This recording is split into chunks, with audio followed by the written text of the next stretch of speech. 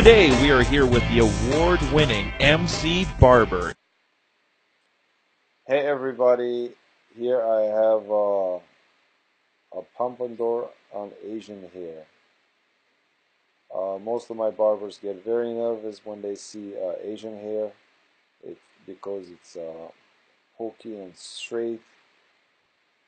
So I decided to do a haircut on that today. I personally believe this is one of the easiest hairs to cut. It sticks straight out, so it is easy to get to it. So first thing I did in all this hair that we see here, I create a part because he wants to have a part, and I know that's where it's going to stay. I style his hair, comb his hair in the style that he wants. As usually, I use my signature technique, which is 1.5 to create a foundation for my hairstyle, and at the same time I remove the bulk. Whether the client has a lot of hair or very short hair that you don't have to remove much whatsoever, it doesn't really make any difference, as you can see here. This haircut, by the way, is going to be undercut on both sides. So as you can see, it doesn't really make any difference whether his hair was 5 inches long or 2 inches long. It would make no difference. For me, it would be the same. It would take me literally a few minutes to cut his hair.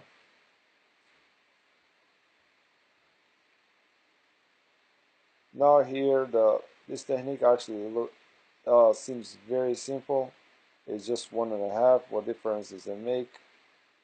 But when I train people, and especially when I train my barbers so I can see them over the longer period of time and see how they progress with this technique, or when I see them at the first time, it really makes huge difference because there is some freehanding there, and also the shape of the hair makes huge difference. Excuse me, the shape of the head makes huge difference. So this actually technique seems like extremely simple, but it's not as simple as you might think.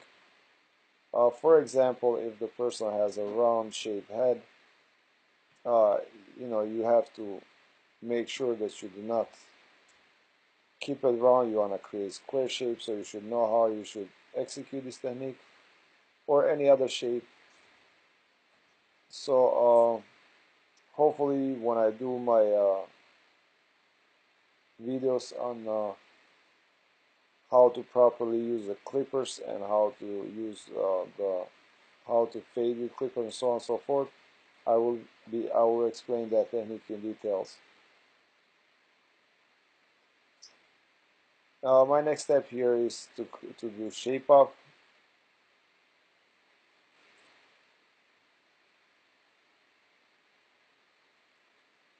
We're gonna start our fade from. We're gonna start a taper here from 0. This gentleman is not getting haircut very close to the skin, so we're gonna keep 1.5 for the most part, but we're gonna taper the back.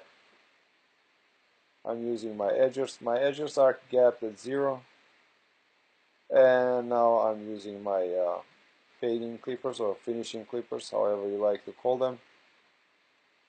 And I don't know why would people ever be nervous of fading Asian hair. Look, it really is simple. The hair is sticking out. It's kind of pokey. Literally, this part will not take me more than a couple of minutes at best to do a low taper. As you can see, it's very simple. So I actually enjoy cutting Asian people's hair.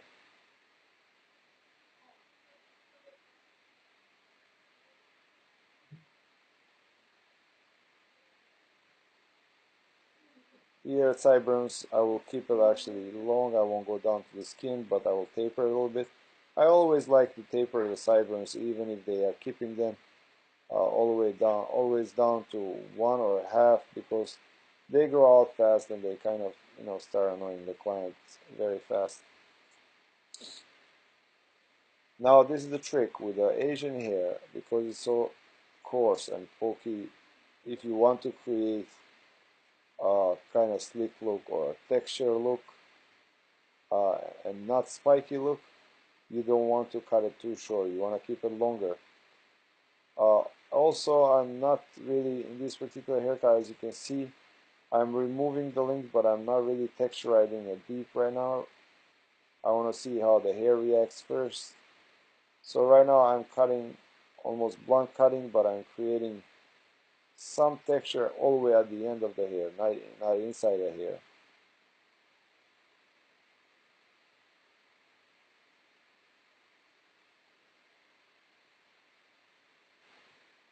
And then I'll go back and look at his hair and I'll decide if I want to create texture inside of his hair.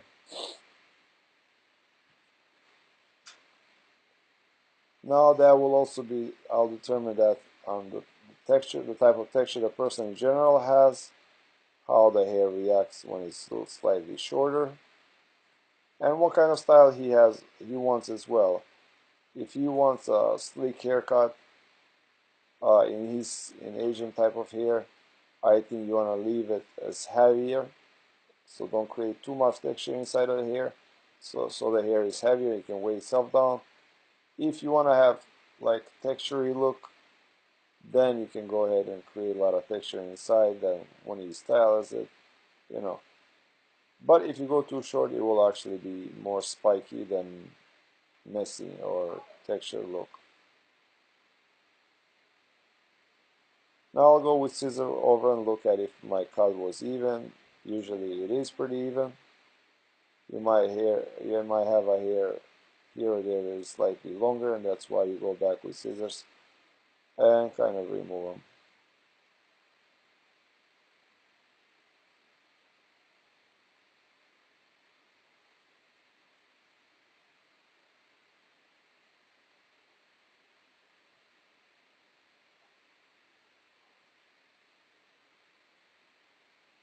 Here's some scissor over comb to connect with the top.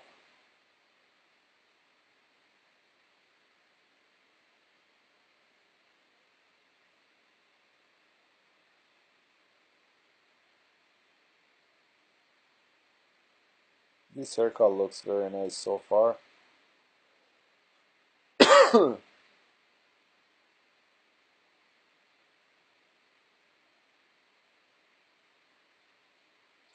I have to rush through this haircut sometimes because I actually do these haircuts during my working time. Uh, these are the clients that come for a haircut.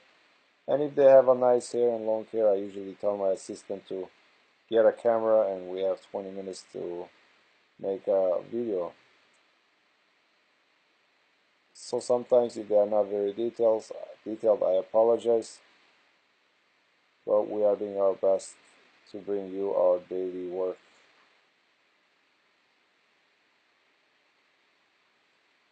Here I'm doing a part and I'm cutting the part into it.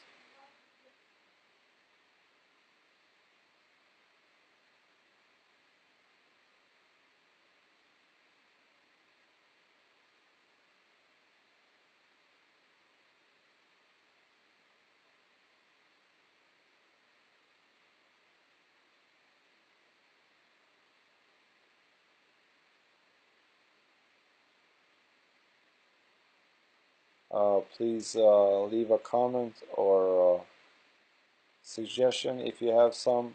I'll be more than happy to respond to them.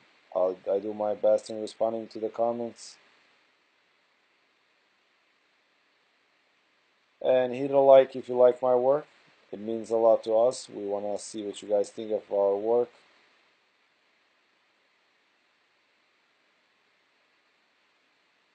Don't forget to subscribe. We really appreciate it if you do subscribe to our channel.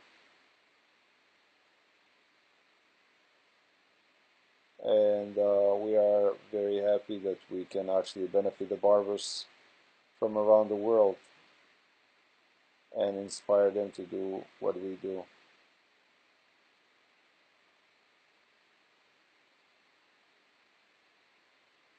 I am from former Yugoslavia, from Montenegro, and I was actually excited to see that I even have people following my videos from even from Serbia and Slovenia. So I say hi to them.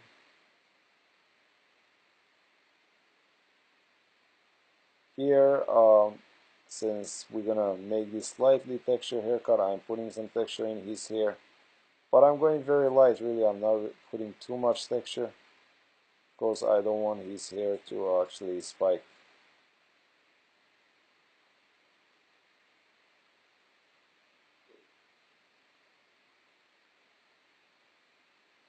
This gentleman has very thick hair, so this will be actually very good for him. And for the end, as usually, I always blow dry the hair, especially now in the winter. You don't want to leave your clients go outside in the cold weather with the wet hair. But besides that, you really want to separate yourself from everyone else. You don't want to be just an average barber. You want to be above the average barber. More than that, you want to be a men's hairstylist. Um, and I know for a fact that a lot of barbers today don't even know how to blow dry hair. Even when you go to show some educators, you see them, they don't even use a hair concentrator or even a right brush for the style they are trying to create. So you want to learn how to properly blow dry and style hair, and really that will separate you from the rest of the competition around yourself and make you a unique men's hairstyling barber or stylist, as you like to call yourself. Here for finish, because his hair is heavy, I'm using cement clay by Layright. It's a right product for him. It gives him the hold and slight texture to his hair. And really, I think this is a wonderful haircut. It really looks good on him. This gentleman has slightly round face with a kind of square cut on the top. It just complements him. It really looks good for him. I think this is a very nice haircut.